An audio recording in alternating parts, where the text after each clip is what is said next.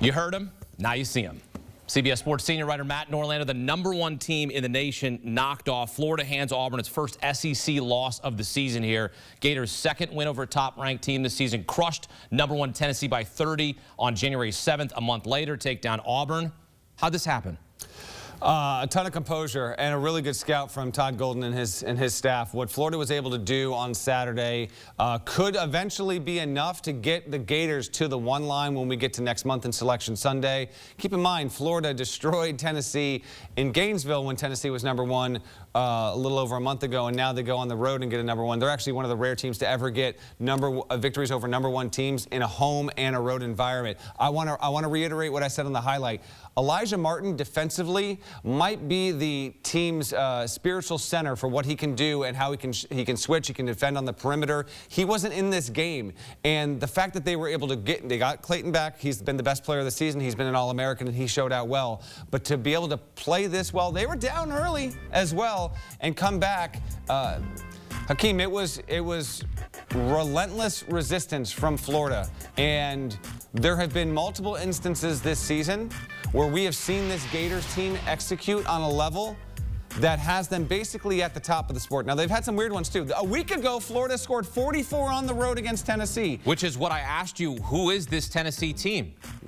Who is this Tennessee? I mean, who is this Florida team? Because it's like a Jekyll and Hyde.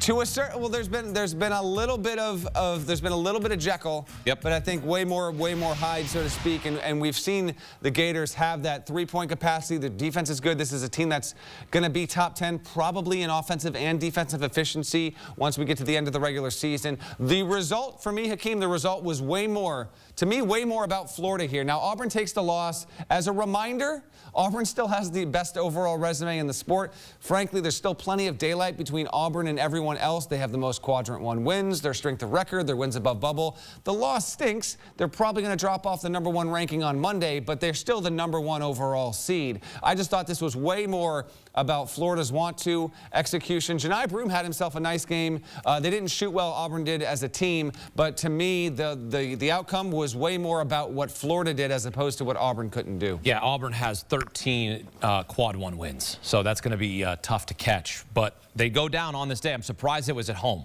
I'm surprised in that atmosphere, which you have been at Neville Arena, I'm surprised they got down that big early on as the Gators rally really from start to finish. Auburn set the tone early, but then it was that 23-7 stretch that closed the half that really set the tone here. They also get Walter Clayton Jr. back, 19 points in the win. What did it mean to have him back on the floor, your senior point guard, the floor general, to be able to dictate traffic and keep things going? It meant a lot. I was talking to a source connected to Florida on my drive up. I went to the St. John's UConn game on Friday, get a couple phone calls in. I just happened to talk to a source with Florida, and they had brought up the fact that, you know, Clayton was going to come back, going to be able to play in this. And typically, if this wasn't the NIL era, like, he could have well been off and on a two-way contract right now, and he wouldn't be playing college basketball. But getting the bonus season, this is also the last COVID bonus year for the players that were playing in 2020, 2021 when the season was shortened, games were canceled left and right.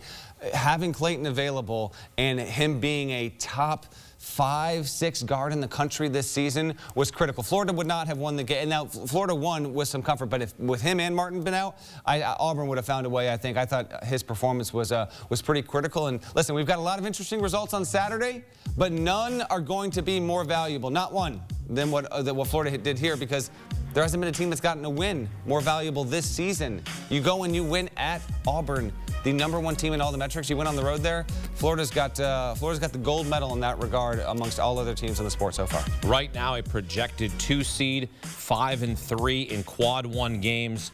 2 big wins this season, taking down multiple #1s, Tennessee, now Auburn.